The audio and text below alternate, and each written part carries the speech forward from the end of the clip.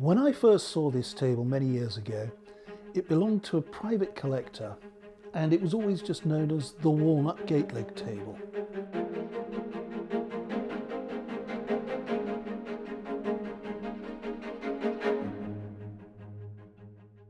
Gate leg table because the two flaps are supported by swing out gate action legs, which you can see underneath.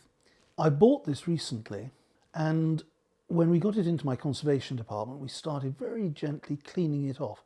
It had accrued quite a bit of dirt and grease over the years, and as we cleaned it, so it became apparent that it wasn't walnut, it was solid early mahogany. Now, mahogany is generally accepted as having first been used here in Britain for furniture from about 1720 onwards, with the early timbers, with the early mahogany timbers coming from, it's often said, Cuba or Jamaica.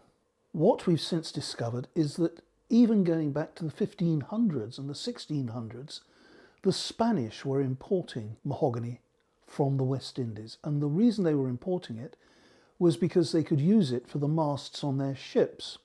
It had a couple of great advantages, one of which was that it didn't splinter in the same way as other timbers, and it was also very resistant and very hard, and so shells fired from other ships would bounce off it. So here we have a table that has all the characteristics of being late 17th or early 18th century. One of the reasons for knowing this is that when we look at the feet on this, they're what we call a Spanish toe or a Braganza foot. Why a Braganza foot?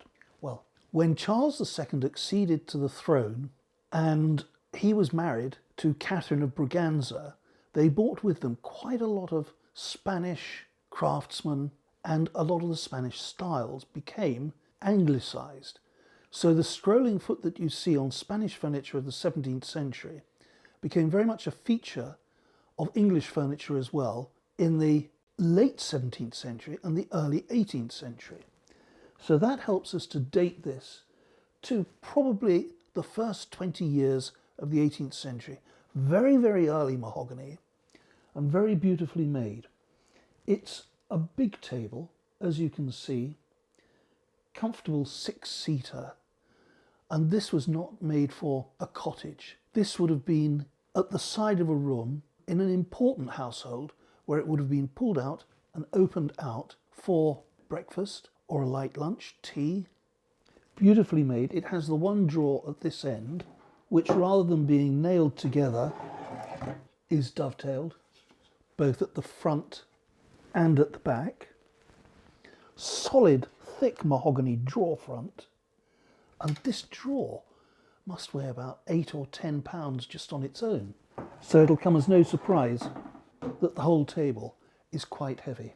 There are various illustrations in Adam Bowett's book on early Georgian furniture, and there's an illustration of two tables, both with the scrolling or Braganza foot.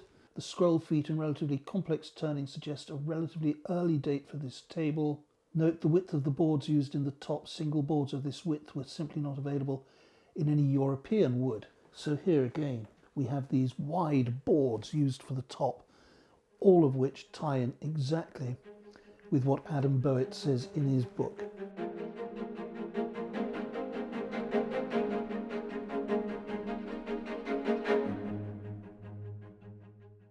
Thank you for watching this video.